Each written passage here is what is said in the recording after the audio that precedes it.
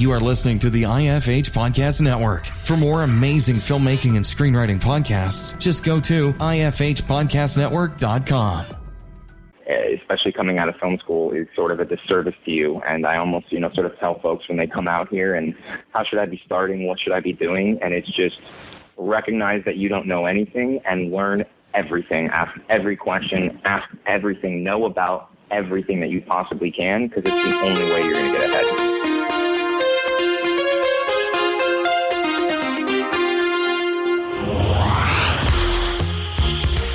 Hey everyone, thanks again for hitting that play button. Before I get to the episode with Jacob Dethridge, I just want to say really quickly, I actually had around to seeing Fantastic Four, the one that was just released this year, directed by Josh Trank.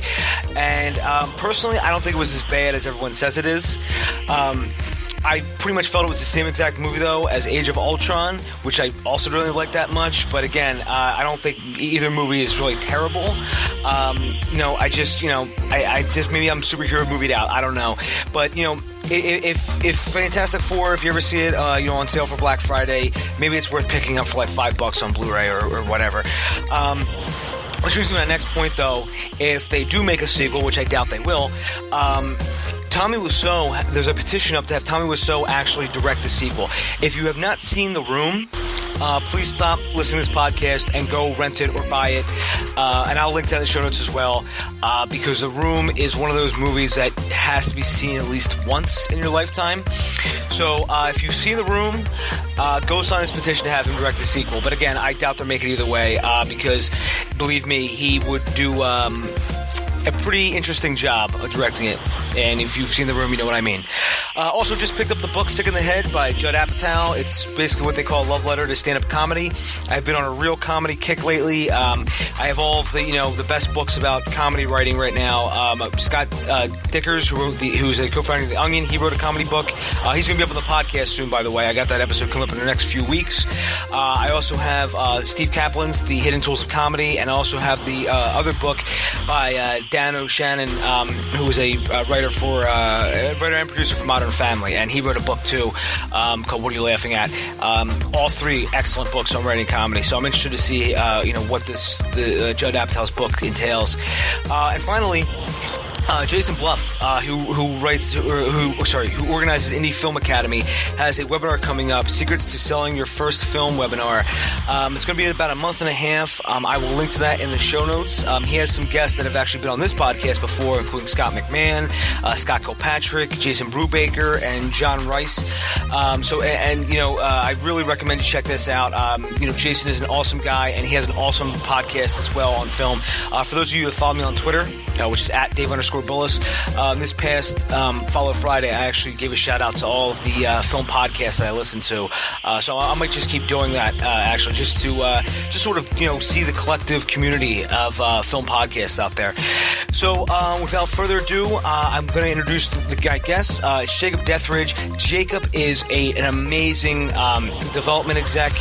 He has a plethora of knowledge, and I think this is a really good one if you're interested about coming out to Hollywood.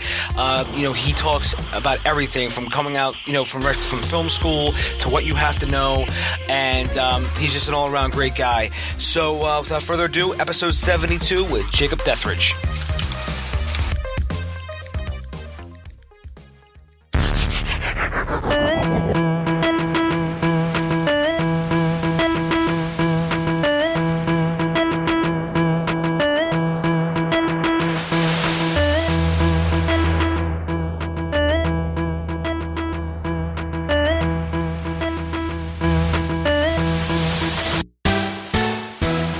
Thanks again for hitting that play button. Joining me today is Jake Dethridge. Jake is the former head story analyst in the story department at William Morris Endeavor, where he oversaw the entire literary catalog for the agency as well as coverage and submissions. After William Morris Endeavor, Jake moved on to run development for director Luke Greenfield, where Jake helped Luke develop his studio feature Let's Be Cops with Simon Kinberg producing, and it was shot through 20th Century Fox. Jake is currently the head of development at 3311 Productions. Jake, how's everything with you, sir? It is a balmy Saturday afternoon in lovely Beverly Hills. How about you, David? It is a humid day here in Philadelphia. Right on, man. Well, thank you for having me on the show. I'm always honored. Yeah, let's dive into it. Great. And Jake, a question I always start off with is, could you give us a little bit more about your background and how you got started in this crazy industry of filmmaking?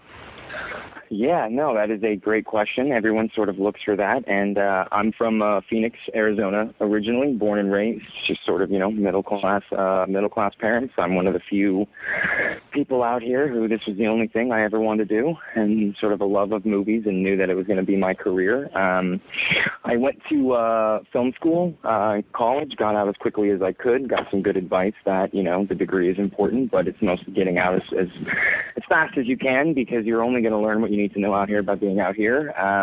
Came out about 2 weeks after I graduated. I graduated in 4 years and came out here, got an internship with a gentleman named Marty Katz, who was a crazy old producer, and sort of learned kind of development from him and some of the features that he was doing at the tail end in the twilight years of his career. And through some random happenstance and a little bit of luck, I got into the mailroom at the newly formed WME. It was 2 months after the merger. We're sort of off and running since then. Kind of the typical story, but everyone's story is atypical because there is no one way to do anything out here, and it's mostly just a lot of cast many nets and hope to catch a few fish. Yeah, and that's very true, Jake. I've noticed as well, there is never one way ever to get your foot in the door. From all the people I've interviewed, there's always just this myriad of ways of how everyone sort of got in. It's kind of this sort of, the only real proven thing out here. Well, I was told early on and given a good piece of advice, and that the only thing in this industry that is never or always is that nothing is never or always. And anyone who tells you this is the one way you have to do it, or this is the way you can't do it, doesn't know what they're talking about. And really, the only thing that you can do to sort of filter through that is to try and work harder than anyone else. And that will hopefully pay off, but that's about it. So, typically you said, one thing about not having, one way to do anything, but, typically is getting that degree. Now, I always ask this, how important do you think getting that degree was for your success sort of in the initial stages? I mean, some people say that it is important, and some others have said it's not too important. So I was just wondering, Jake, how do you feel about that? Well, I had, growing up, my uncle was the dean of admissions and then eventually the dean of the fine arts school at USC throughout the 80s and 90s. And then, unfortunately, he left to become the dean of Rochester University, the overall dean, when I was about a sophomore in high school. But I grew up loving USC. It was everything USC Film School. Tried to spend every summer I could visiting him out there and on that campus. And, even coming from that background, he was the first one to tell me when I was, graduating high school and gearing up to, go and try and get into the USC Film School and pay $45,000, $50,000 a year. He told me in a very honest way that I was an idiot if I went and spent that money at that school to get that degree, to come out to the industry, and that it wasn't going to matter. It wasn't the same thing as it was back in the 90s, and that I just needed the college degree to have that in my back pocket, because on the business side out here, it's one of those loose requirements that doesn't mean anything, but it's a way to filter and weed out people. So I've never been asked in any interview, where I went to school and what my degree is in.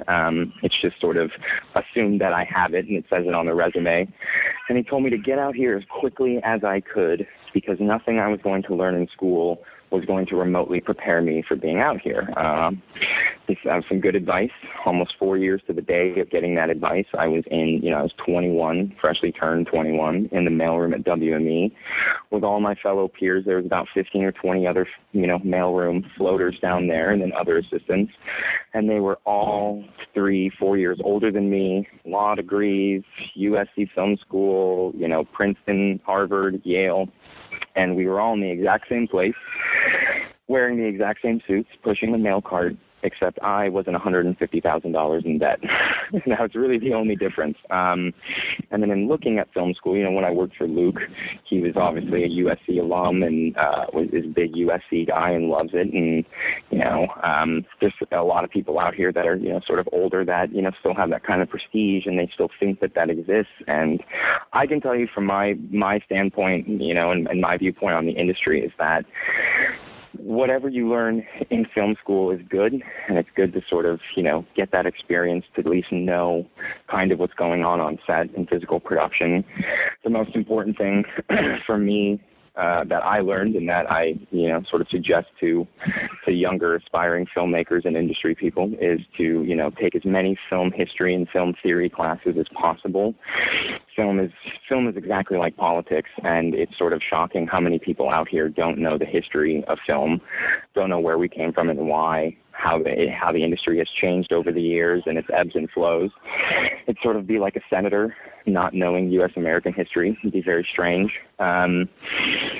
So that's sort of the only benefit I can see. But otherwise, I wish I had actually maybe studied business or pre-law, just so that I had that knowledge of what those things were, and I knew kind of the intangibles, though you can learn those. But, in my opinion, I wish degrees weren't required out here, because the best thing anybody could do was at 18 after they graduate high school, just come out here, start interning, and hit the ground running. Because, again, whether it's the Steve Stark School of Producing, Tisch School for the Fine Arts, AFI, beyond giving you hopefully some contacts to some people that are already in the industry, there's nothing that you are going to learn in film school that is going to prepare you for anything that you want to do out here. You start learning when you get out here, you start from square one. And ironically, though most people won't say it out loud, when people are looking at resumes for hiring of, really any types of positions, when they see a recent graduate from USC Film School, UCLA, AFI, it almost makes them hesitate, and it's almost looked at as a bad thing because they believe that they're going to be getting a prima donna. They're going to be getting someone who thinks they know exactly what's going on and how to be a producer or how to be a sales agent or an executive or, whatever it is that, they're applying for. And they don't. And you're going to be getting most likely, it's going to be hard to break that spell of you actually don't know anything and you're starting from square one. You're a freshman again all over. So now that's just my opinion. It's not a definitive opinion, but in terms of a degree, to come out to the film industry, college should be, getting sort of life experience out of it, growing from that, going to film school is great, but whatever it is, whatever degree you want, there is no degree or certification that translates to this industry. There's nothing that you need. Sort of the strange thing out here is it's, you have to put in your time out here, and there's obviously knowledge that you need to know, but, there is no certification or test or requirements to be any. I mean, even to be an agent, and sign with the state, it's not like being a real estate agent or a dentist or a doctor or a lawyer where you have to take certain qualifications and pass certain tests. So with that said, that's why the degrees they're good for you in general to have, and, so that, it can't be held against you in terms of not being eligible for jobs, but in terms of a film degree or a school, that will best prepare you for the industry or give you a leg up. I don't believe that exists today. I remember there was a instructor one time who once told me that he used to work in the film industry, and then now he's just doing a lot of teaching. And he once said to me that he meets a lot of college students who have like film theory degrees, and he'll ask them to do like something on set, and they look at him like they have no idea what the hell's going on. Yeah, exactly. Well, and that's sort of, and vice versa, which is funny because so I went to Arizona State University because it was a state school, and after talking with my uncle and getting that piece of advice, I wanted to get the cheapest degree I could from an accredited state school and get out as quickly as possible. And ASU was also, my freshman year, they were creating their film school, so I was going to be kind of on the ground floor of that, which was exciting. But they did have, besides a film production degree, they had a film history and film theory, film studies degree that was a liberal arts degree. And the kids who got the production degrees could go on set, know the lights, know how to shoot, know how to edit, possibly know how to physically produce, of course, but most of them had no idea about the history of film. They didn't understand who Bob Evans was or why you have Columbia, TriStar, and Sony and how Paramount worked or who United Artists were the average person out here that I meet can't tell me what the AFI Top 100 is and why those films are considered the greatest of all time. Vice versa, all the film theory and film history kids knew all about it, knew how to, knew all the inner workings and, could rattle off a million facts. And you're right, they couldn't, when on set, they were lost. They had no idea what was going on. They couldn't do anything. So it's that sort of weird mixture of, when you're looking at school, what you want to learn, what basics you want to get out of it. But when you get out to the industry, everyone starts over. Everyone's a freshman, no matter if you've had a production company, produced before, written, directed, won student awards, got a movie in a festival. Doesn't matter. When you come out here, you are square one, stage one, and that is the day that your real education starts. And that's a great way to put it. The real world education is just it can't have a value amount on it, and it's irreplaceable. I was just talking to Peter Marshall, and he said, saying something similar that every set he's been on, there's a different sort of vibe, a different tone to it, and he's like, and you can't really convey that in a book or even like a DVD series or a classroom. Exactly, because there is no one way. We sort of touched on it earlier about, how to get into the industry and break in. There's no one way. And even beyond that, any choice in this industry revolving around media, whether it's you're writing or directing, whether you're looking at marketing strategies, release platforms, distribution, sales, agents, managers, every single facet of this industry, there's a million ways to skin a cat. There's a million ways to go about solving any problem. Now, people like to try and put things in boxes and spreadsheets, and we always like thinking that we're the lords of our own domain and can predict everything, but we absolutely can't. It's because there's a million different ways to go about, sort of every single answer. It's kind of hard to, when you have school and to tell kids this is the exact way, this is the exact, the sort of the experience that you'll have. And when you come out to the industry, getting that real world experience, gaining as many different experiences in as many different, areas of the industry as you can, because the only way you can start to predict things and start to get a better understanding is having a bunch of different scenarios, is seeing how it's worked a bunch of different ways. It's a collection as opposed to, being told this is the way you do it and you go out and you execute it and you do it. This isn't math. It's not 1 + 1 = 2, which is funny because even in our industry, when it comes to numbers and legal, I'll always put it in terms of, laws and legal, and then the numbers, those can all be fudged. They can all be rearranged. They can all be made to look certain ways for certain situations. So yeah, I would agree with that. There, the looking for one direct way to do it, especially coming out of film school, is sort of a disservice to you. And I almost, sort of tell folks when they come out here, and how should I be starting? What should I be doing? And it's just recognize that you don't know anything and learn everything. Ask every question. Ask everything. Know about everything that you possibly can, because it's the only way you're going to get ahead. And you just mentioned about having new experiences, and in your bio, after you left WME, you went into run development for Luke Greenfield. So when you went to work with Luke, sort of how was that different than working with WME?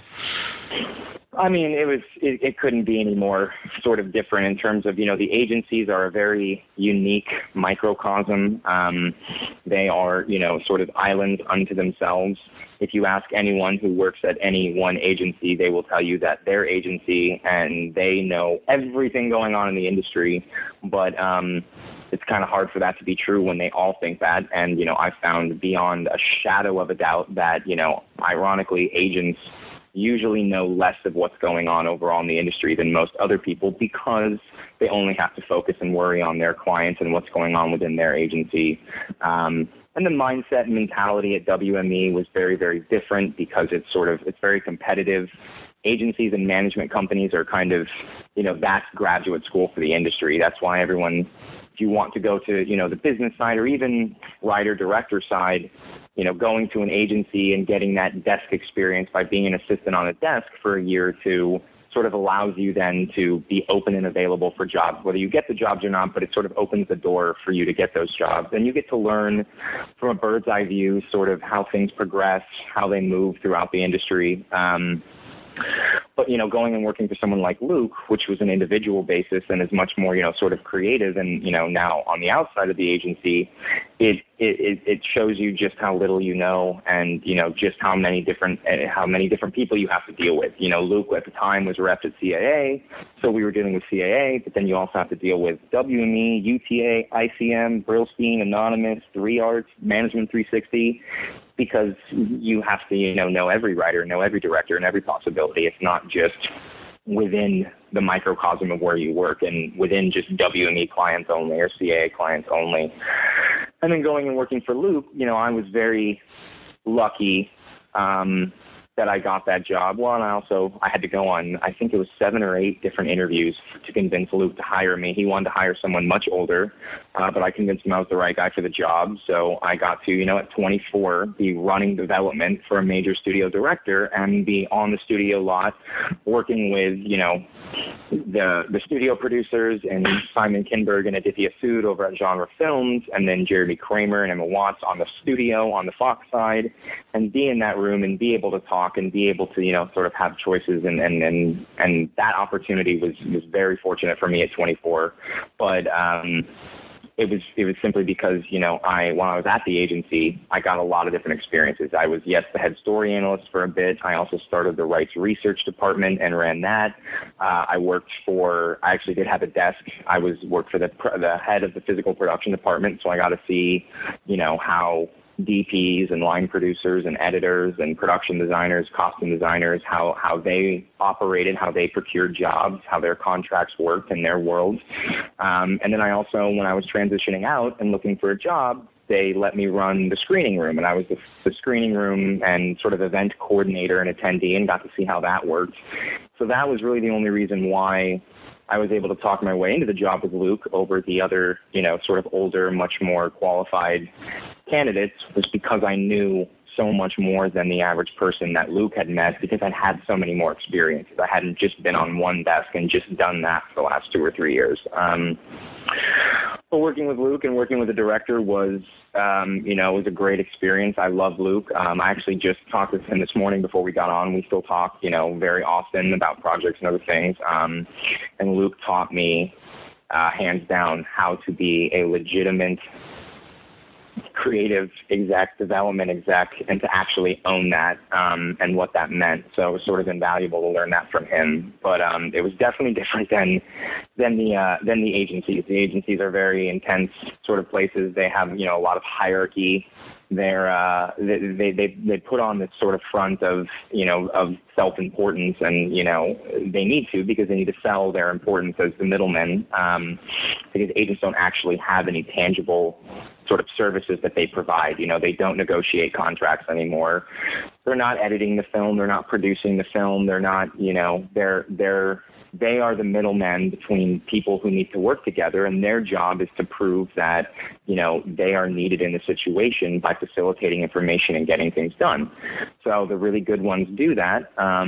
But beyond that, that's where the sort of prestige and persona comes out. And, they have the nicest offices of anybody, around town. Usually they spend the most on presentation, and they're like everybody. They have their position in the process, as does, everyone, and everyone has their own sort of motives that they're in their agendas that they're trying to accomplish. But, yes, the agencies it's an intense place to work. It's an intense place to start out in terms of the, competitive nature, and then also it's a very aggressive culture, very aggressive nature, and it's simply because they have to sort of prove that they have to prove their worth in any situation, that they need to be involved in the process. And by doing that, it helps to sort of, wow and dazzle with with offices and the assistants, and, you know, everybody's in power suits and dresses and heels, and it's all the pretty people, and, you know, it is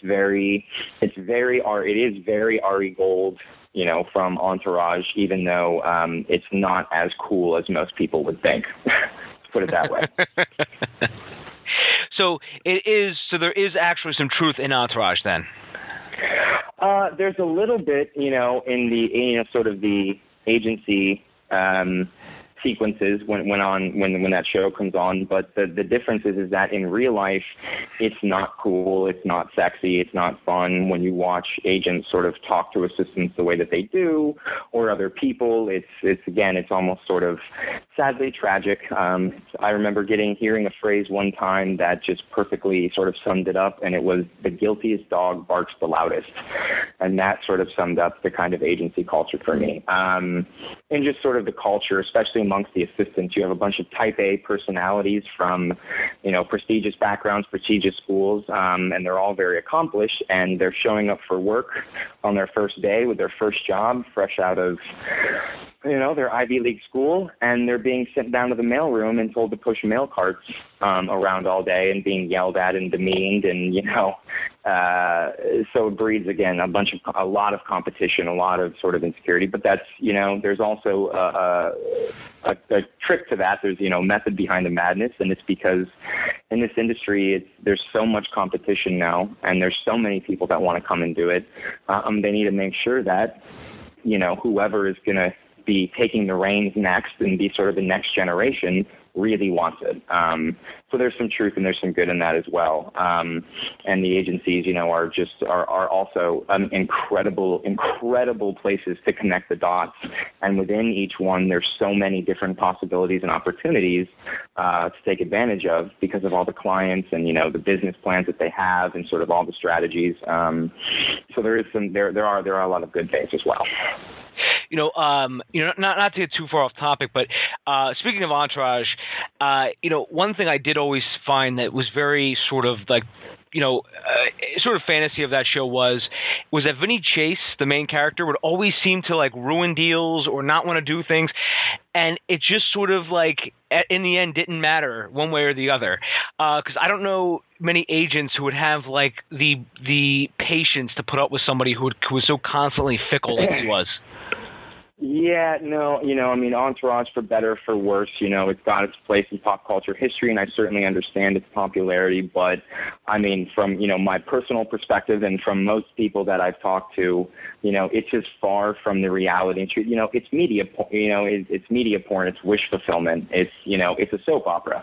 It's the fantasy glorified version of the industry, which is fine, and it's awesome that, you know, it was so successful, and it's sort of in just, you know, tenfold increased the popularity of coming to work in the film industry. And since then, we've had an influx of so many more smart, talented individuals that, you know, maybe 20 years ago before that show wouldn't have thought that there was any sort of job out here in the media for them, that you had to only be a writer, director, or, you know, sort of creative to work out here. But in terms of the reality of it, I mean, it's as real as, you know, going and reading an article in People magazine. It's the same thing.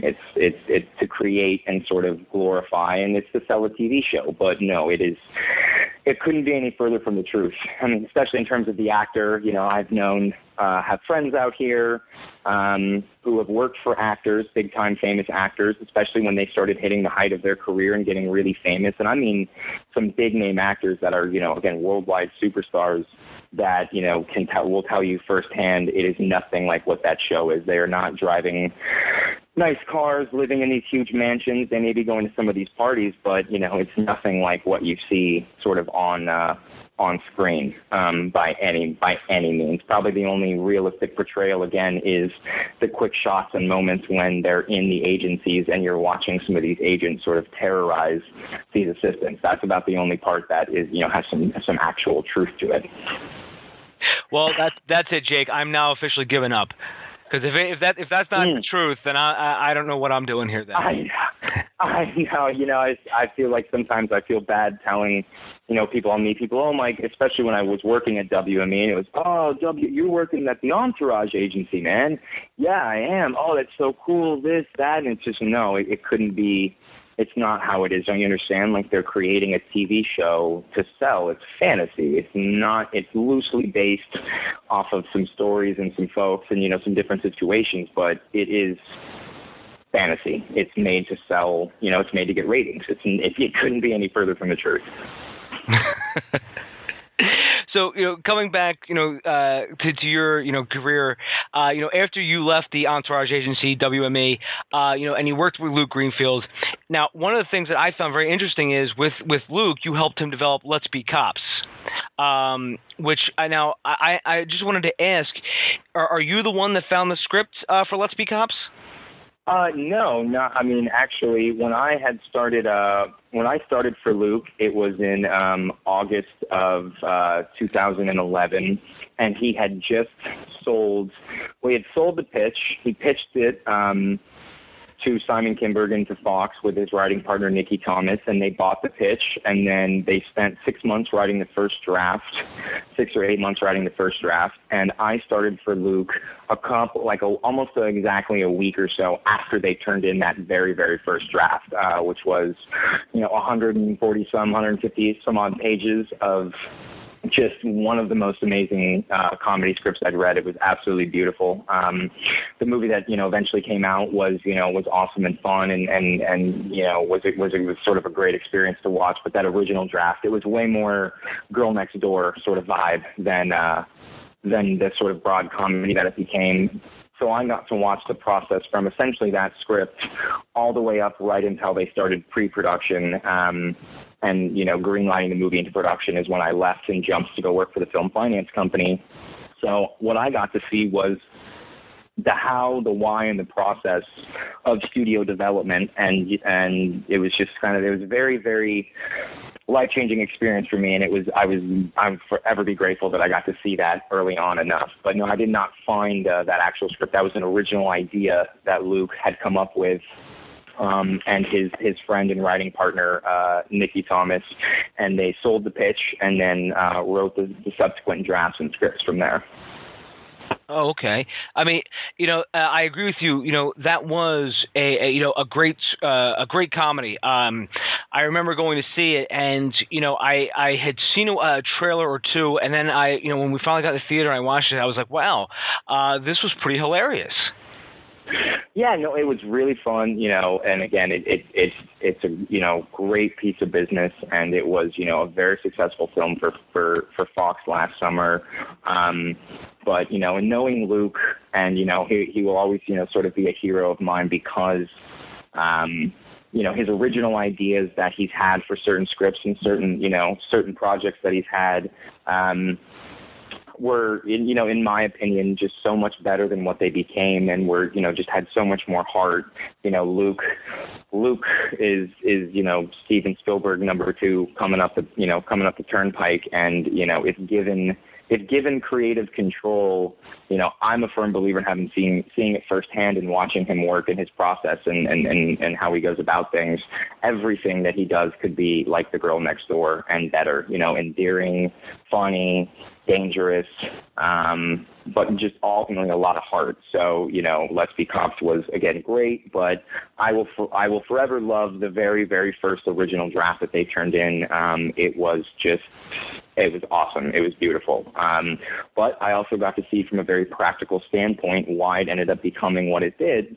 And, you know, looking at it from a business standpoint, which is something that, you know, you have to do out here because we're spending millions of dollars and it's not our money. You know, it's not, no movie that I'm ever going to work on is going to be my money. It wasn't Luke's money. And we have to turn a profit because that's just the practical nature of things. It doesn't mean, you know, I think that this industry is a beautiful mixture of art and business, and, you know, it's both need to work together, and sort of, you know, sometimes business takes over a little bit more, other times art takes over a little bit more, but at the end of the day, it is that beautiful mixture of sort of working in tandem with each other. Yeah, and that's a great way to put it. And, you know, you know, I hopefully, you know, we will get to see, you know, Luke maybe make something that you know, he has more control over in the future. Because I did enjoy the Girl Next. I did enjoy the Girl Next Door as well. Yeah, no, Luke. Well, that's why, you know, at the end when I jumped to the the film finance company was sort of seeing the kind of change that had started after the crash and, sort of the restructuring of how the industry kind of worked out here, and looking at, the independent financing world that is sort of skyrocketed from what it was, 10 years ago. And there's a lot of opportunity in that, 30 million and under space to shoot independently. We don't all know, but, the smart people know it doesn't cost $60 million to shoot a romantic comedy.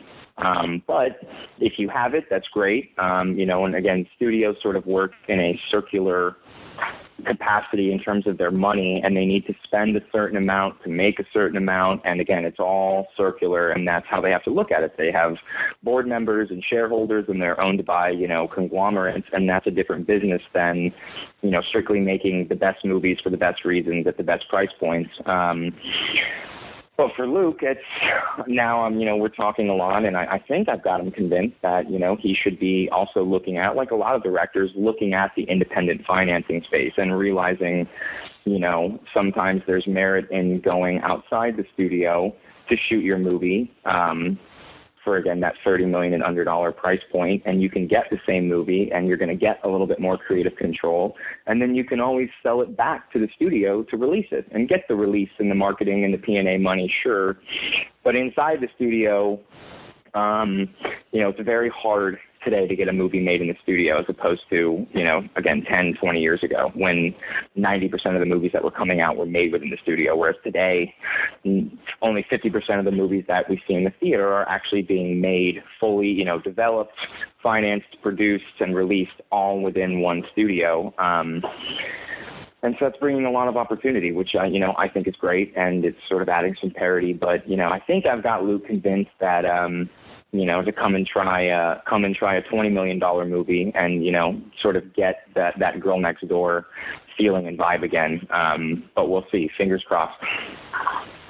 And, speaking of, film financing, independent film financing, you actually did a seminar on stage32.com, which was an independent packaging and financing webinar. And, I know you can't go through the whole thing, but could you just give us a little overview, of what you discussed in that webinar? Which, by the way, I will link. Yeah. I will link to that in the show notes as well. Oh, great.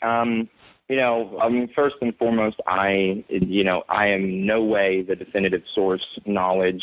I know a very little about a lot, but there are only a couple things that I know a lot about. And the financing world is something that I'm still navigating and still growing every day. And it is a tricky business, but it's also a business where there's a lot of unique opportunity. I sort of look at it in the mindset of there's more money around the world that wants to invest in film and the film industry here in the U.S.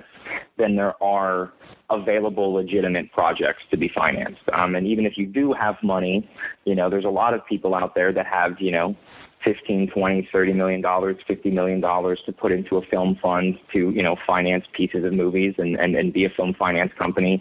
But even still, it's a boys club out here, and you have to get to the cool kids table.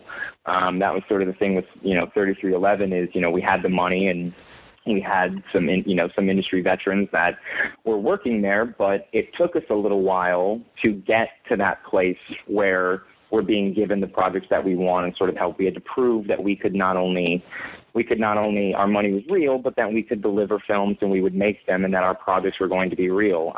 That's since happened, and it's a great thing. But with film finance, I think there's a lot of opportunity for a lot of people out there because there are a lot of smart businessmen. There are a lot of smart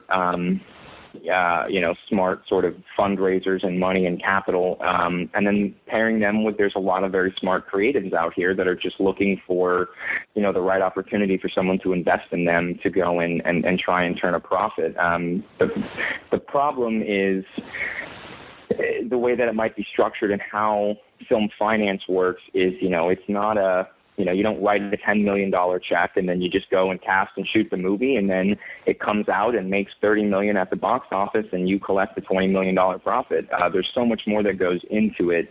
And because we're still sort of navigating the waters of, this new generation of the industry and the trends and how it's working, you definitely want to surround yourself with people who are smart in terms of how they spend their money and how it's structured, which is why, again, that sort of beautiful mixture of art and business. But the film finance world is, definitely something that is just rising even more and more every day, and it's giving a lot of, it's adding a lot of parity, it's adding a lot of, opportunity for people, and it's creating a lot of good, healthy sort of competition in terms of making those good classic movies that we love, instead of, I love the superhero movies and the tent poles and I think they're great, and, that's what, sort of big epic spectacle is all about, absolutely, but we're also, missing those classic movies.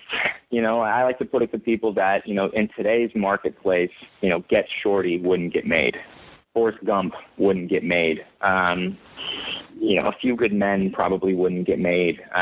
Those types of classic movies that we all love and, have grown up with and are huge fans of, it would be very hard to get them made today at a studio or, with the stars that they had at the time, just simply because they're, even if they're based off of IP or not, they're sort of original ideas that don't have big flashy things that are easy to sell. So since it's harder for the studios to do those, and they do them now and again, and they acquire some of them, but not at the rate that they used to. In the independent financing sector, you have a lot more opportunity to do those types of movies and take those types of risks. So, and also when you're in the independent finance sector, you have a lot more availability to take advantage of these new methods of distribution and release. The studios are still sort of stuck on a theatrical release or nothing. Again, I'm a huge film history fan. I grew up loving the movies and wanting to see my movie come out in the theater. I still would like to do that. But I'm also a firm believer of, I'd like to turn a profit, but I want the more people who see my movie, the better. And it's kind of an ideological and philosophical barrier that we're coming up against, especially with creatives, because, it's hard to imagine, your movie only coming out on, VOD, on whether it's Netflix or iTunes or whatever platforms, emerge as the space sort of expands. It's sort of a hard thing for them to get over because they're romanticizing about the idea of the theatrical release. And I fully empathize and I sympathize with that as well, because I've had it happen with some movies that I've worked on. But at the same time, the more eyeballs, the more people who see my content and movies that I work on, to me, is better. And, there's a lot of financial opportunity in that sort of VOD space. Now, the overall kind of view on that and sort of status quo opinion is there's no money and it doesn't make money and VOD is not where you need to go, but that is what people sell to the public and also the industry tries to sell to itself, because from what I have seen and individuals who've released movies directly on iTunes themselves with no theatrical and no marketing, and then people who've only released in theaters, that there's actually a lot of money to be made on VOD and through iTunes if you're smart about it in terms of how, you market with through social media and online stuff, but, the guys in charge don't want that to get out, especially the distributors, because it will start changing their fees and the structure of how they do business. But, I have several friends who have released, movies that had, next to no names and, were good movies, but didn't have any theatrical, no marketing, and they went online and did, sort of the online social media thing themselves and made 3 times their budget and are still making money. I have an exec who's one of my very close friends out here, who released, always says he released a movie that he shot for $250,000, sort of do it yourself with a name director, and some cast of some couple names, but again, nothing special. And he says still to this day, every month he gets a check from iTunes and it breaks down exactly how many downloads and how much, he's made that month. And he still collects a decent amount of royalties every month, years later. So that's why I think the film financing sector is also very exciting, is because since you film it and you control it and you own it as yourself, not not as a studio, you can release it in the best way for your movie. And you can do a very smart, sort of release to try and make your money back, and also get as many people as you can to watch your material, to watch your film. I had someone on the podcast before, Jake. Jason Brubaker is his name. I don't know if you're familiar with Jason's work, but his whole emphasis is on film financing. I'm sorry, is distribution. And one thing he always talks about is how VOD has changed everything, and how to make, market, and sell your film. And one of the things he always talks about is if you make a website and just put a big buy now button on there, you can actually just sell, right from your website now, and you don't need. And then you can have aggregators like iTunes, etc. But in the end, if you ever didn't have those options, you could sell directly from your own website.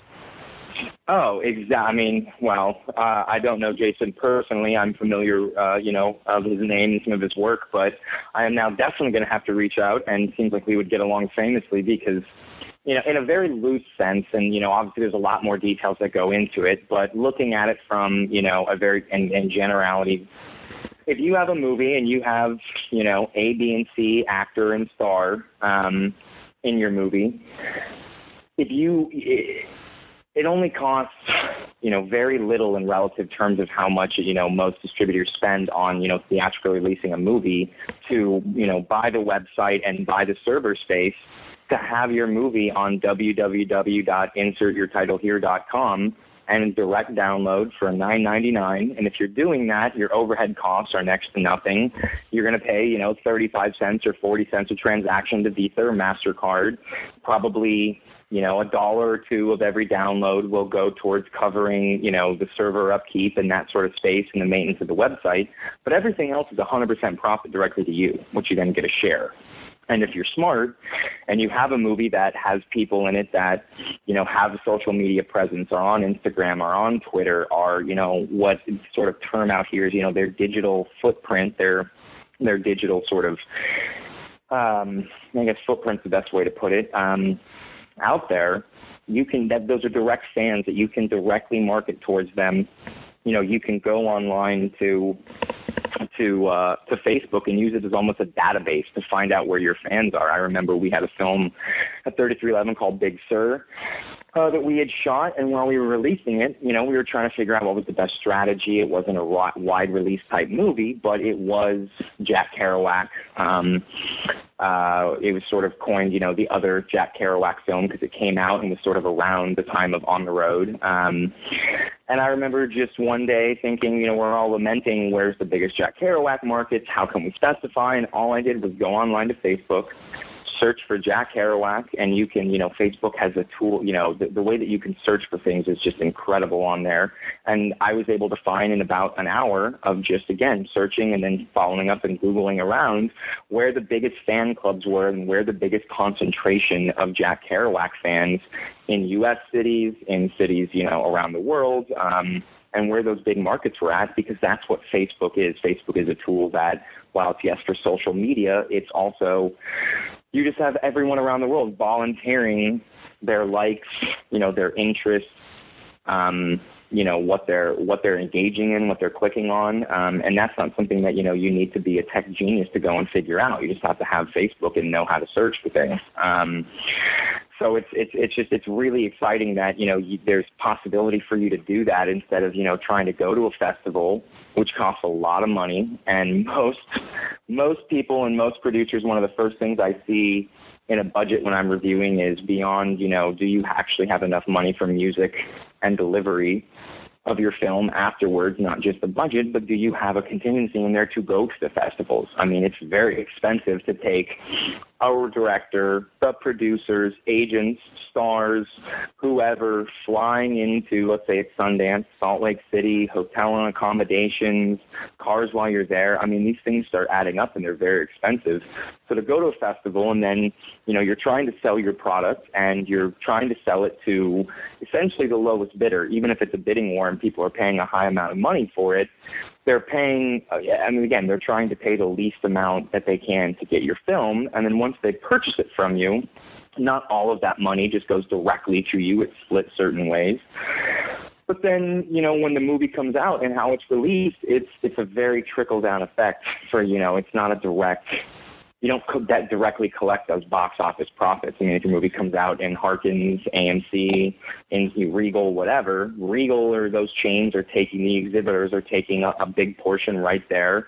Then you've got the actual, sort of distributors that are taking their portion, and some of those sorts of marketing and P&A, and has to be split between the investors. And, so many people end up needing to get paid back. It's pieces of the pie. It's very rarely one entity, one company financing everything.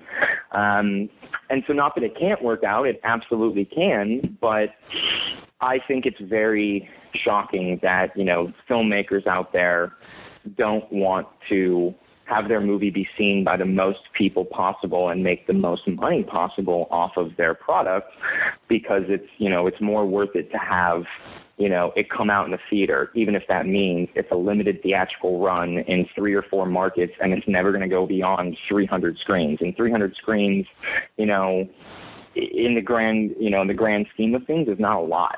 So it's not a lot of people seeing your movie. And it's going to go to VOD anyways. But if you sell for theatrical distribution, by the time it does get to, the sort of online and VOD platforms, the profit margin that you're going to see from it is even less than you're going to see from the theatrical run most of the time. So I'm hoping that this sort of the newer generation that will be coming along, even younger generation than myself, who's growing up on iPads and, Apple TV and Netflix, that they will be more in tune with wanting to do those things, as opposed to, sort of the old guard generation, which is still very much about theatrical release, box office numbers, or nothing.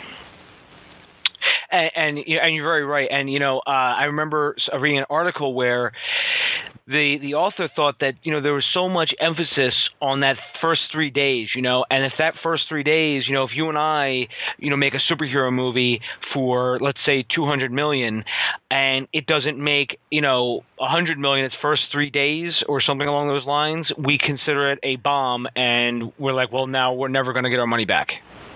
Well, exactly, because, most of these films, we'll talk about the budgets are being, published and sort of talked about, which is also, kind of hysterical, because you talk to any person who works at a high enough level within the studio, especially on the financial side, no way is that the real number. No way are any of them releasing the actual dollar amount for physical production. Absolutely not. But we'll even get a ballpark number and, just sort of generally believe, okay, that's for production. Right now, you can bet that they spent twice that amount on marketing and P&A. So, if you've got a $200 million, Marvel superhero, DC, Pirates of the Caribbean, whatever type movie, $200 million coming out, you can probably count that they're spending, at least another $200 million, we'll say, easy on, the P&A and marketing for it. So, yeah, you're now $400 million in the hole, and that $100 million box office in the first 3 days, which is, probably going to be your biggest 3 days of revenue. You can cut that, at least by, a third, because the exhibitors are taking amount of money. That's not $100 million profit that goes right back to the studio.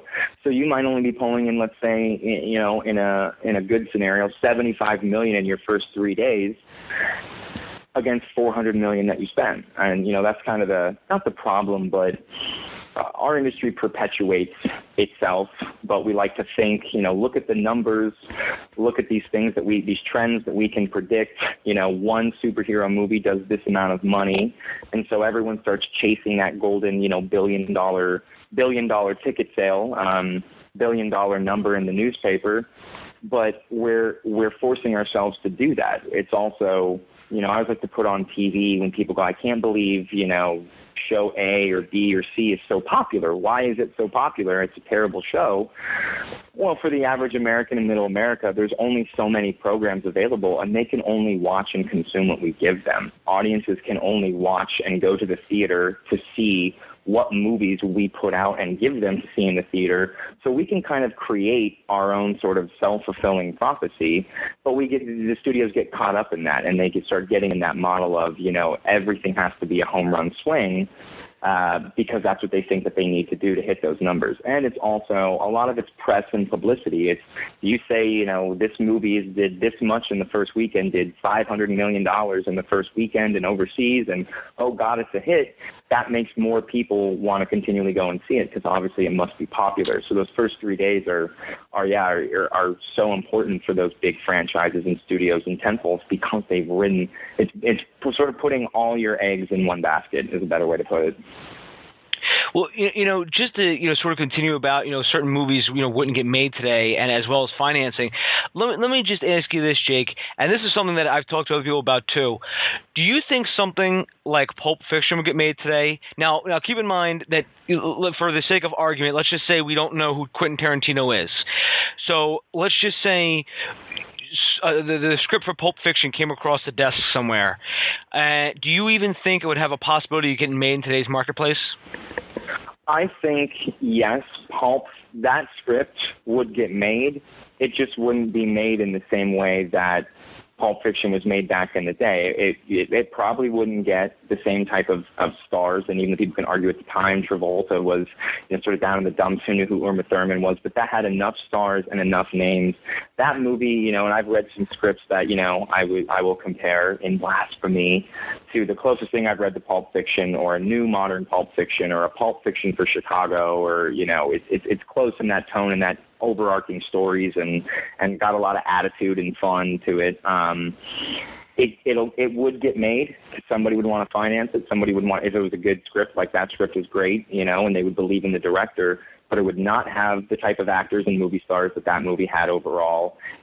It wouldn't be able to be made on that type of budget. It would have a much lower production value, and it would probably come out, at a festival or maybe on a VOD release and sort of small. It wouldn't get the type of treatment that it did. Not that it wouldn't get made, but it wouldn't be the Pulp Fiction that we have today, because, even that movie you can look at and go, well, it wasn't that much money, and, it wasn't like the type of movies that they were making, on a larger scale at the time, but in relative terms, inflation, what money means, it wouldn't even probably get greenlit for half the budget that it was made at back then, and that was even considered low budget for when that was made.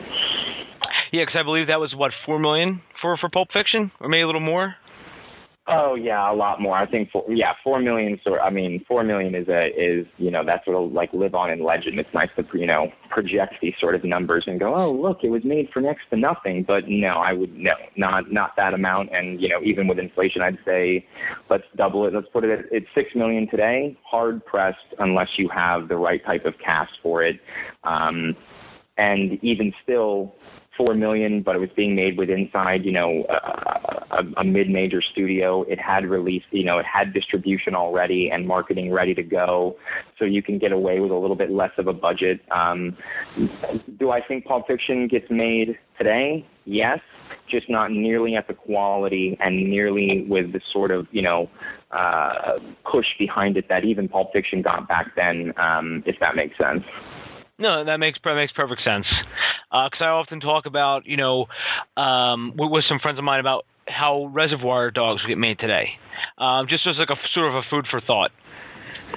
Yeah, no, and Reservoir Dogs, because that was a little bit cheaper, and that was, I feel like a Reservoir Dogs could get made today, sure, but unfortunately, even as good as let's say if it was just as good as Reservoir Dogs, because it would be a lower budget film with, at the time, some actors and stars that, were not A-list type celebrities, even if it was, incredible and as good as the original Reservoir Dogs was, it wouldn't get as wide of a release and it wouldn't get as much love as it did back then. Yeah, what I always come back to too is just sort of how differently it would be made today in terms of just, cameras. And again, just playing that we don't know, for the sake of argument, who Quentin Tarantino is. So, right. There would be a lot of other things. Obviously, the whole thing would be cast differently, and just sort of trying to connect who, you would have to place in there as an actor. And then also what kind of deal would they get? You know what I mean? Like, if you would put in like... Yeah, well, and even if it was good and it was, let's say you had Reservoir Dogs and insert, different actors that fit the same type of archetype and who those guys were back then, and it's just as good and it's just as awesome. The first question that you're going to run into when someone buys it is, yeah, this is a great movie, but how do I market it? What's the buzzword? What's the log? It's just a guy, it's a crime, and they're just in a warehouse? how do I market that? It's a tweener? Is it a thriller? Is it a rom-com? Is it this? Is it that? It's rated R. The marketing questions also sort of contribute to, movies, just people won't even explore ideas because it's, how do I market it? I have to have a kitschy marketing campaign, and that can definitely help. Sure. But it certainly doesn't matter. I mean, look at trailers back in the day. Trailers now are great. They have trailer awards, and they've come a long way. And sometimes, more often than not, they're even more sort of cinematic and have more of an attitude and more punch and pizzazz than the actual feature is. But that's why trailers used to be this man, this woman, they just explained what it was. This guy's doing this, and this person's doing this, and it follows this person. And that was it, because it was just a trailer, just to sort of show you. But it didn't matter what the actual story was to sort of convey. And today, I can't tell you how many times great scripts with good directors, great cast, great people behind them don't get made and don't get greenlit because, some executive's going, but how do I sell it? How do I market it? And it's almost sort of, putting the cart before the horse. And it's, well, you have to get a good movie. And then if it's a good movie, you should be able to figure out how to market it. I mean, that's why Forrest Gump wouldn't get made. What is that movie? Is it a is it a romance? Is it a comedy? Is it a drama? Is it a biopiece? Is it a historical epic? Is it, is it a romantic comedy? No, it's an in-between movie that's incredible.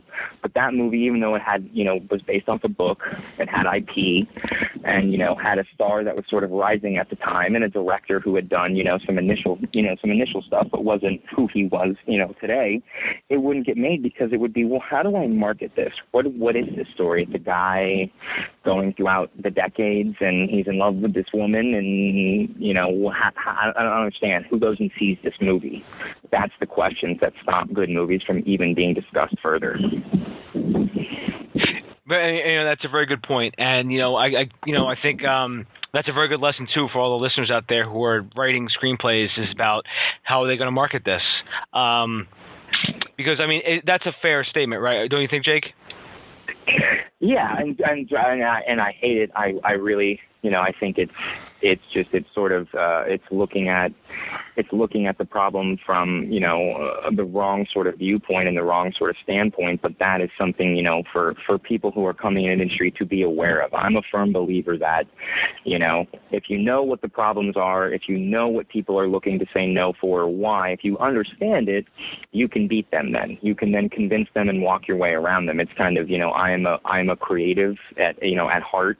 I will never be a finance guy. I will never be a CFO. I will never deem to say that, I'm the money guy to structure things, but I want to learn and know what those guys do and how they look at it, because now the more knowledge I gain about what the money people are looking for and how to, entice them to take a risk on my project, the easier it is for me to, sort of deliver that to them. The easier it's, know thy enemy. It's the art of war 101. It's know what they're looking for and how, because at the end of the day, whether it's foreign sales, pre-sales, whatever, all these numbers and the way that we structure it, it's all still a risk. It's all a risk for the material. You can never fully predict. You can try as hard as you can and as much as you can to, make a smart bet, but you can't ever fully predict down to the dime what's going to happen and why. And, people will look at whether it's foreign sales numbers as, sort of the biggest culprit in terms of, well, this is a more acceptable risk. This is a better way for us to find, for a financier to finance, because someone's going to kind of take on part of that financial risk. But the problem is that's still a bet. It's always a bet. If you go back to, we just start in like the 1930s and just take like kind of, again, a bird's eye view, the box office mojo went as far back as that, let's put it that way, and you got to look at all the films every year. Every decade, it's about the same in terms of successes and failures. And that's big budget successes and failures down to really low budget successes and failures. They all kind of even out, even if you look at, the golden era of Hollywood or the start of the blockbuster now. And I don't mean in terms of the money that they make. The money that we're making is, just incredible today in these billion-dollar box office record, sure. I just mean in terms of, successes and failures in cinema, it's always about the same, because, every generation, every iteration of the film industry has their prediction system, has their way of what they want to bet on, and sometimes it's been, betting on stars. Other times it's been betting on directors. Sometimes it's been, decades of betting on concepts. Today we're betting on IP and a built-in fan base, and who knows where it'll go in the next 10 years. We try so hard to predict things and thinking that, I know this for certain and this is the only way and this means something. And yet we forget that 10 years ago, it was completely different, and people had their, this is the way you make it, and in 10 years it'll be different again. And a lot of people aren't comfortable with saying, look, it's going to be a risk no matter what. We have to try and make the best movie, and that is a very hard bet to make because there's so many moving parts, and you can certainly not predict what type of footage you're going to get on set, who's going to have chemistry or not. Is your editor gonna sort of you trip at the 5-yard line? Is your set design going to not match up with what the director wanted? You can't predict those things, sure, but to try and predict things on the financial side is just as much of sort of I don't say a fool's errand. Again, when you're spending this type of money, you want to take the most calculated risk that you can, and make sure that you're doing your due diligence. But to only look at ones that have certain amounts of risk that you think you can predict on a spreadsheet, you'll still end up hoping to bat 50%. Yeah, and that's a great statement about risk and everything, and I agree with you, Jake. Everything that I've always go through, everything I always find through discussions, and even friends of mine who have projects, or even who work at various companies in LA. They're sort of, looking through a variety of factors there, and it's just sort of, and I really do think. I'm sorry, Jake. I'm starting to just get lost in my own rambling here. What I'm trying to say is, no, please go. What I'm saying, I started off with a point, and I just sort of, I was like, where am I going with this? But I think, I think VOD is coming, and I think more filmmakers. Instead of, because I know you probably get this question a lot, how do I get an agent? How do I get a manager? I think as more people sort of come up through here, I think they might say, do I really need a manager? Do I really need an agent? Do I really need theatrical release? Right. Do I need, kind of the smartest people, some of the most successful people out here, the biggest names are the names that I know. They might have an agent, to rep them in commercials or, maybe in just TV or appearances because they need someone to kind of do that hustle and legwork for them. But the most successful people that I have met out here on such a high level, all they have is a lawyer. That's it. They don't need to procure. They don't need someone else to procure their jobs or find their projects or get them sold. They know what they're doing. They can do it on their own. And then in terms of finding and getting these theatrical releases, especially because we're having this generation of YouTube and Vine people come up, these kids are going to hopefully. They're not going to care if it goes to the theater. That'll be nice. That'll be great. Of course, everyone would like that.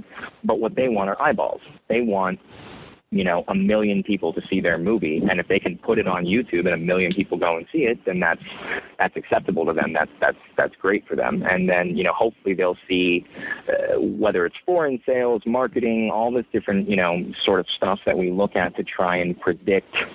It's always very strange to me in that we're using data that at minimum is probably about 8 months to a year old to predict how a film is going to perform in the marketplace at minimum 8 to 12 months, usually more like 16 to 18 months from now. And that doesn't make any sense because, the way trends work, foreign sales started in the late 80s in TV and over at, with the BBC sort of, licensing downstream their TV shows to mainland Europe because trends lasted for a year, for 2 years. We didn't have the type of transfer of information that we do today. Today, trends change, they can change in a minute. They can change, by the day, by the month. So instead of trying to take all this data from the past to predict the future. We should be looking at the sheer wealth of information that we have and data at our fingertips to try and predict, forward, what's coming next, where are things going, who is going to be the next star, what's going to be a popular topic, or trend that sort of goes, instead of trying to predict, as soon as something happens right now, everyone starts scrambling and runs to, it's like the dodo birds in Ice Age. Just run one way, run this way, this is popular, that's now popular, and we're a kind of pathological hindsight is 2020 business. As soon as something happens and something comes out and is successful that nobody else thought of and is unique, everybody goes, oh yeah, well of course that worked for this reason and that reason, but it only worked for that reason, and we might try and, sort of capture it or replicate it if we can, but we don't realize that no one could have no one knew that was going to happen, and that you can't replicate it. You got to go and try to figure out the next sort of surprise, the next thing coming up. And also another sort of big thing that goes into that is just in speaking in terms of domestic, not, you get into worldwide box office, and that becomes a whole other conversation. But just in terms of domestic box office and domestic release, middle America and the average viewer has no idea about our bullshit or any of the things that we think are important. They don't care what sales numbers say. They don't care what type of stars we're trying to create, or who we think the popular directors are. They have no idea, and they don't care. They're going to watch what's put out, and if it's good, they're going to like it, and if it's bad, they're most likely not going to like it. But in terms of actors and who has what value, 2 years ago, you couldn't have bought Michael Keaton a job. Now he's the next big star, and he's coming back. And how many other Michael Keatons are out there? There's lots of these old movie stars that people still remember, people still love, and if they're a name that, someone recognizes, if I can call my parents in suburban Chandler, Phoenix, Arizona, and ask them if they know actor A, B, or C, if they know who they are, that's all I need to know. And if it's a good movie, then it'll be fine and it'll play great and they'll enjoy it. But to try and ask them, I wouldn't ask them, hey, do you remember Michael Keaton 2 years ago? If they said yes, or if they said, yeah, I know Michael Keaton, but he hasn't done anything lately, what's his value? It's not going to be their answer. They're going to go, oh, of course I know Michael Keaton. What's he doing? Why don't I see him in movies anymore? What's going on with him? That's all you need. And to have these sort of systems, and it just makes people feel comfortable to have something to predict. And it makes them, it's an easy way to sort of act like they're the lords of their own domain out here, which is good, and I respect it, and I understand why it's there and why it works that way, but, I feel that the better mindset to have is understanding that, you can't predict everything, you won't ever know everything, and nothing is guaranteed or certain, and we're making movies and art and media, and we have to try to bet on that and the quality of it, and the timing of it, as opposed to how can we predict it, and how can we go, nobody bats 1,000. You're not going to be right or correct every single time. If you bat 300 for your career, you're a Hall of Famer. But to get to 300 average, you have to have 1,000 at bats. And, I actually had Alex Nalaris on the show, who actually wrote Birdman. And we actually were talking about that, about, casting Michael Keaton. And, and that's great, because now if that movie now, there's just a flood of projects all trying to get Michael Keaton in there. And like you said, how many other Michael Keatons are there in the acting industry right now, where if you did mention their name, what would the reaction be? And again, that's sort of like how John Travolta was in Pulp Fiction, because that was his career resurrection film. And he had several more after that. I mean, he was sort of the man of many lives. He has 9 lives in Hollywood. And it's because if people remember who he is, that's all that it matters. Jeff Goldblum, perfect example. And, if any of my friends ever hear this, my industry friends, they'll laugh, because I've been preaching the Jeff Goldblum choir, this Jeff Goldblum sermon since Birdman came out. And he's an incredible actor. The guy was a movie star. The only reason why he stopped being a movie star was for reasons that we'll never be able to fully predict or know. It's just one of those things that happens. But again, if I call my parents or an uncle or a friend that is not in the industry and say, hey, do you know who Jeff Goldblum is? They go, oh, yeah, this guy and that, and totally, and what's going on with him? if you put him in a great movie, it's a great role for him. There's Michael Keaton. He was a movie star for a reason. He didn't, stop becoming a movie star because he forgot how to act. He stopped becoming a movie star maybe because he just, sort of got phased out, picked some bad roles, maybe took some time off. Who knows? There's many reasons, and, I'm sure there's someone who knows a lot better than I do about why he sort of, kind of faded out of being a movie star. But again, it has nothing to do with, the quality or if people will like him again. John Travolta is a perfect example. It's just that our industry is so compartmentalized now. It's so fractured. There's so many individualized, specialized jobs that we have a lot of people who know their one job very, very well, but they don't know the rest of the industry. They don't know the whole picture. And unfortunately, that creates a lot of people that, are looking for reasons to say, feel comfortable in saying no or feeling comfortable in what they're doing, because it's always easier to say, no, that won't work than, gee, I don't know, I have to look into that. And,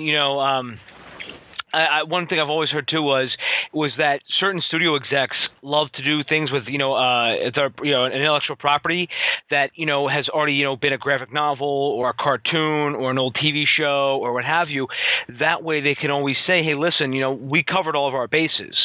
So if the movie does flop, they say, hey, listen, Land of the Lost is an example. I mean, Land of the Lost, that was an old TV show. It came out, it bombed, and I mean, how many people got fired over that? That was exactly. So, IP. It's easier to look at and go, oh, we have branding, and I am always a fan of remakes and reboots and look at some more titles. There are Paramount, MGM, a lot of these studios, or even just separate film libraries themselves that have tens of thousands of properties that are obscure B titles from Italy or China or South America or even the U.S. that no one's ever heard of, that came out in the 70s or 80s, but they're great ideas, great characters, obscure TV shows that could have a great sort of concept that might work today. I wish that we did more of those than let's try and constantly keep going, rebrand and repurpose and reboot the ones that were also popular and try to translate them today. But the biggest thing with the IP is the books.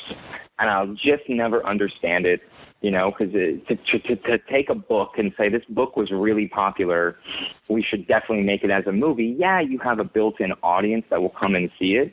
Sure, but you're talking about an art form and a medium that couldn't be any more different from film and TV. To say, I read this book, it's great, it'll make a great movie, would be like saying, I heard this song, it's great, it'll make a great movie. I saw this great piece of art or this great architecture design. They're different mediums, and they a lot of the times, to me, in my sort of brain and creative and how I work, and it's weird saying this, but I have a very practical kind of creative nature to my brain and how I look at things. But when I read a book, I understand that, what made that book popular a lot of times is not something that's going to translate. It's not the same thing as a movie. And, I have a writer that he's a very big time writer and, done very successful in TV. And, he had a quote one time that has always stuck with me, and I'll always love him for it, when asking one time, he went in for a meeting at Warner Brothers, and, they were having that kind of general, what do you want to work on? And they pitched him a bunch of stuff, and they had one book that they pitched him, and they kind of gave him the log line, and he liked that log line, and he went home and looked up the book and on Amazon and just read sort of, the quick blurb, the back jacket of the book, and went, oh, that's a cool idea, and then developed an entire treatment based off this story that was awesome and incredible and 100% different than the book, but it was the idea that was behind it. And next time he went back into that, the studio and pitched him that, they went, oh, this is great. And, how did you get this? Oh my God, how'd you get this from the book? How did you, when did you read it? And he went, I didn't read the book. I just read the back jacket. I don't need to read the book because that is not my movie. That is not what I'm going to make into a movie. That makes more sense to me. But again, it's so much easier for executives and people to go, this book by this author has sold this many copies, so that's a popular bet. We'll take a bet on that, because if a bunch of people bought that book, then obviously they'll go see that movie. The problem is that only really beyond a shadow of a doubt works for very select books and properties that, are huge and gigantic. Of course, Lord of the Rings, okay, great. The Twilight series, for better or for worse.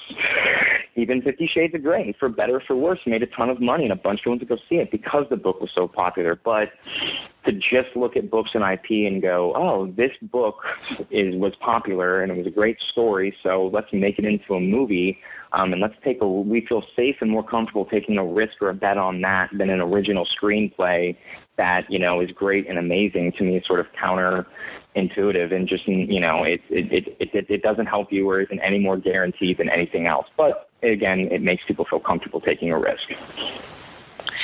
And, that's very true. And, that's sort of a great way sort of to end it, Jake, because we pretty much run out of time. I know you're a busy guy and you have to go. We were talking about film financing and independent packaging for see what happens when you get on my podcast. You end up going like, it just ends up taking. No, this is great. Please. Yeah, thank you for having me, Dave. Awesome. And, whenever you want, whenever I can come back, count me as a fan now. This was great. Thank you. And Jake, where can people find you out online? They can go, I guess, online, I'm not really a big social media. I don't have a LinkedIn. I have a Facebook, but I don't really check it. I don't have a Twitter or Instagram, and it's not because I'm a hater. I don't even know how I could fit that into my day beyond the millions of emails and phone calls. Online, Jake Dethridge, there's Facebook. And then if you got any questions, I'm an open book. My email is jake.dethridge@gmail.com. So if you've got questions out there or you want to talk, fire away. I'm an open book, but that's probably the easiest way to get a hold of me or find me. Awesome. Jake, I want to say thank you very much for coming on. Everyone, you can find me at davebullis.com, and Twitter, it's at Dave_Bullis. Jake, anytime you want to come back on, please let me know, and I will be glad to have you back on, because I can tell right now you and I could talk for hours about this stuff. Yes, that we could. Well, have a good day, man, and thanks again. Anytime, Jake. Take care, buddy. You too. Bye-bye. Find Dave at davebullis.com. Please make sure to subscribe and share the podcast.